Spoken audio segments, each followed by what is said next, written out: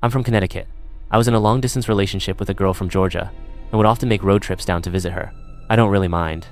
I love road trips.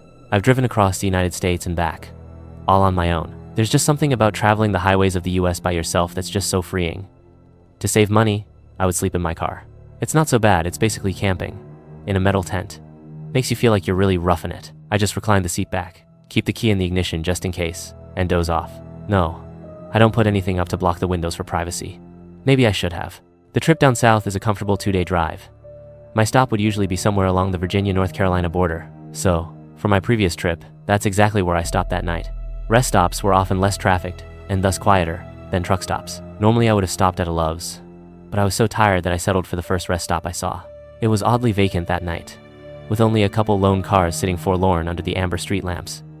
Most likely travelers with the same idea as myself. I pulled into a parking spot away from the others, under the shadow of a tree, and far from the street lamps. I figured I would have more privacy there as opposed to being bathed in light. So, I did my usual thing, locked my doors, opened the window just a hair for ventilation, kept my key in, reclined the seat, and went to sleep. I was never interrupted on any of these car camping nights, so I never suspected anything on this one. Then a sharp tap woke me up. At first, I thought I had heard it in my dream. I opened my eyes, a bit confused. Since I was leaned back, I was facing the ceiling and couldn't see anything. I hear another tap, like a tiny object hitting a hard surface. It came in an irregular rhythm. Was it raining? Was water dripping onto my windshield? I'm under a tree, maybe something fell from the branches. Maybe a squirrel or a bird was dropped something. What if a squirrel was climbing around my car? Or what if it wasn't an animal? The thought occurred to me that it might very well be a person poking around outside. What did they want? Were the doors locked? Yes. The keys were in the ignition. I can leave in an instant. Still, I lay there, completely still, pretending to be asleep, pretending I hadn't heard anything, hoping whoever it was, they would leave me alone. It was better to not find out. I was too afraid to find out. It was better to stay here in blissful ignorance. Still, the tapping continued. I had to do something. There was no way I was just going to stay there. I had to look. My heart was pounding. In that moment, it was deafeningly loud. Whoever was out there could probably hear it. I decided. I was going to look. I was going to raise my head up and see what was making the noise. So that's what I did. I decided. I was going to look.